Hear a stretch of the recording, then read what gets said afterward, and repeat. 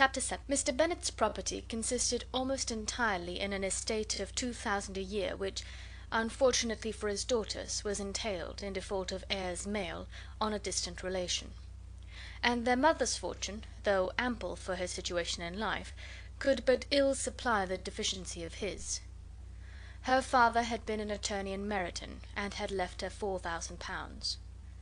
She had a sister married to a Mr. Phillips, who had been a clerk to their father and succeeded him in the business, and a brother settled in London in a respectable line of trade.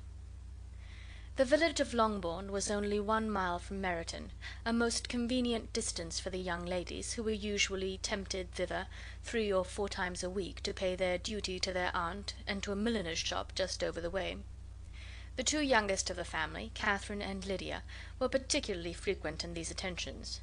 Their minds were more vacant than their sisters', and when nothing better offered, a walk to Meryton was necessary to amuse their morning hours and furnish conversation for the evening.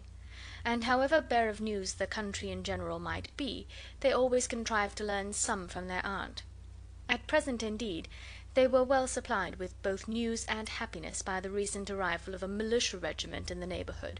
It was to remain the whole winter, and Meryton was the headquarters.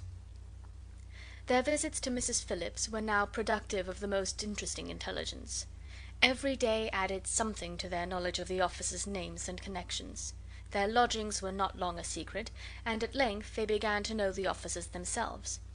Mr. Phillips visited them all, and this opened to his nieces a store of felicity unknown before.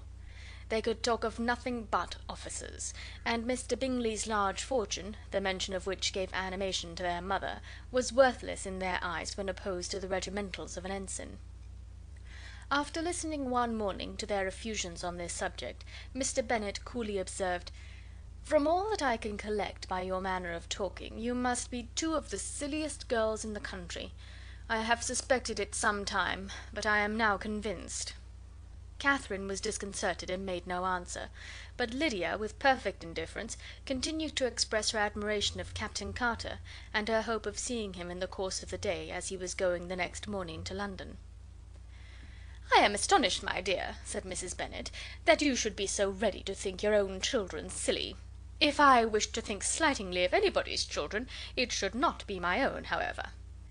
If my children are silly, I must hope to always be sensible of it." "Yes, but as it happens, they are all of them very clever."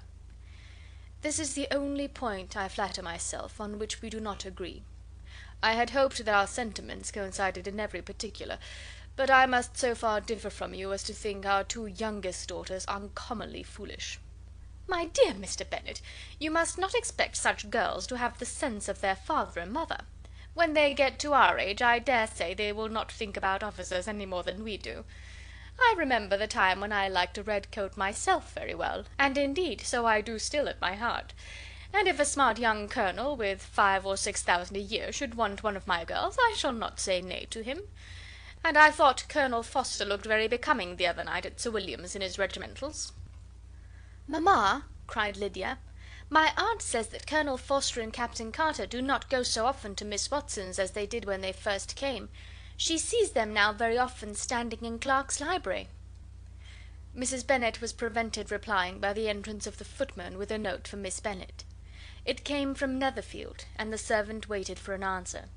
Mrs. Bennet's eyes sparkled with pleasure, and she was eagerly calling out, while her daughter read, "Well, Jane, who is it from? What is it about? What does he say? Well, Jane, make haste and tell us. Make haste, my love." "It is from Miss Bingley," said Jane, and then read it aloud. "My dear friend, if you are not so compassionate as to dine to-day with Louisa and me, we shall be in danger of hating each other for the rest of our lives, for a whole day's tete-a-tete between 2 women can never end without a quarrel. Come as soon as you can on receipt of this. My brother and the gentlemen are to dine with the officers. Yours ever, Caroline Bingley." "With the officers!" cried Lydia. "I wonder my aunt did not tell us of that." "Dining out," said Mrs. Bennet. "That is very unlucky." "Can I have the carriage?" said Jane. "No, my dear, you had better go on horseback, because it seems likely to rain, and then you must stay all night."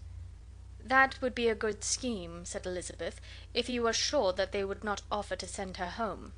"Oh, but the gentlemen will have Mr. Bingley's chaise to go to Meryton, and the Hursts have no horses to theirs." "I had much rather go in the coach." "But, my dear, your father cannot spare the horses, I am sure. They are wanted in the farm, Mr. Bennet, are they not?"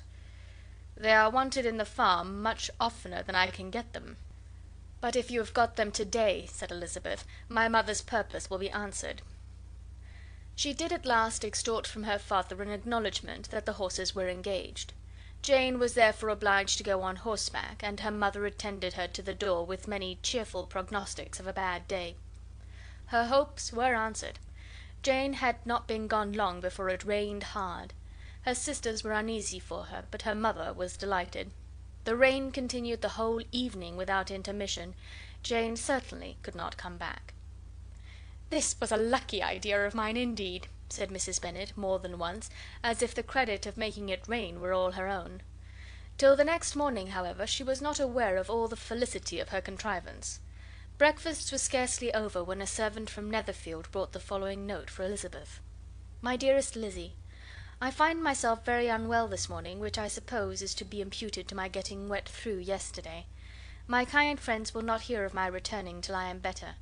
They insist also on my seeing Mr. Jones, therefore do not be alarmed if you should hear of his having been to me, and, excepting a sore throat and headache, there is not much the matter with me. Yours, etc." "Well, my dear," said Mr. Bennet, when Elizabeth had read the note aloud, "if your daughter should have a dangerous fit of illness, if she should die, it would be a comfort to know that it was all in pursuit of Mr. Bingley, and under your orders." "Oh, I am not afraid of her dying. People do not die of little trifling colds. She will be taken good care of. As long as she stays there, it is all very well. I would go and see her if I could have the carriage." Elizabeth, feeling really anxious, was determined to go to her, though the carriage was not to be had, and as she was no horsewoman, walking was her only alternative. She declared her resolution. "How can you be so silly," cried her mother, "as to think of such a thing, in all this dirt? You will not be fit to be seen when you get there." "I shall be very fit to see Jane, which is all I want." "Is this a hint to me, Lizzy," said her father, "to send for the horses?" "No, indeed. I do not wish to avoid the walk. The distance is nothing when one has a motive. Only 3 miles. I shall be back by dinner." "I admire the activity of your benevolence," observed Mary, "but every impulse of feeling should be guided by reason, and, in my opinion, exertion should always be in proportion to what is required." "We will go as far as Meryton with you," said Catherine and Lydia. Elizabeth accepted their company, and the 3 young ladies set off together. "If we make haste," said Lydia, as they walked along, "perhaps we may see something of Captain Carter before he goes." In Meryton they parted, the 2 youngest repaired to the lodgings of the officers' wives, and Elizabeth continued her walk alone, crossing field after field at a quick pace, jumping over stiles and springing over puddles with impatient activity, and finding herself at last within view of the house, with weary ankles, dirty stockings, and a face glowing with the warmth of exercise. She was shown into the breakfast parlour, where all but Jane were assembled, and where her appearance created a great deal of surprise. That she should have walked 3 miles so early in the day, in such dirty weather, and by herself, was almost incredible to Mrs. Hurst and Miss Bingley, and Elizabeth was convinced that they held her in contempt for it. She was received, however, very politely by them, and in their brother's manners there was something better than politeness. There was good humour and kindness. Mr. Darcy said very little, and Mr. Hurst nothing at all. The former was divided between admiration of the brilliancy which exercise had given to her complexion, and doubt as to the occasions justifying her coming so far alone. The latter was thinking only of his breakfast. Her inquiries after his sister were not very favourably answered. Miss Bennet had slept ill, and though up, was very feverish, and not well enough to leave her room. Elizabeth was glad to be taken to her immediately, and Jane, who had only been withheld by the fear of giving alarm or inconvenience from expressing in her note how much she longed for such a visit, was delighted at her entrance. She was not equal, however, to much conversation, and when Miss Bingley left them together, could attempt little beside expressions of gratitude for the extraordinary kindness she was treated with. Elizabeth silently attended her. When breakfast was over they were joined by the sisters, and Elizabeth began to like them herself when she saw how much affection and solicitude they showed for Jane. The apothecary came, and having examined his patient, said, as might be supposed, that she had caught a violent cold, and that they must endeavour to get the better of it, advised her to return to bed, and promised her some draughts. The advice was followed readily, for the feverish symptoms increased, and her head ached acutely. Elizabeth did not quit her room for a moment, nor were the other ladies often absent. The gentlemen being out, they had, in fact, nothing to do elsewhere. When the clock struck 3, Elizabeth felt that she must go, and very unwillingly said so.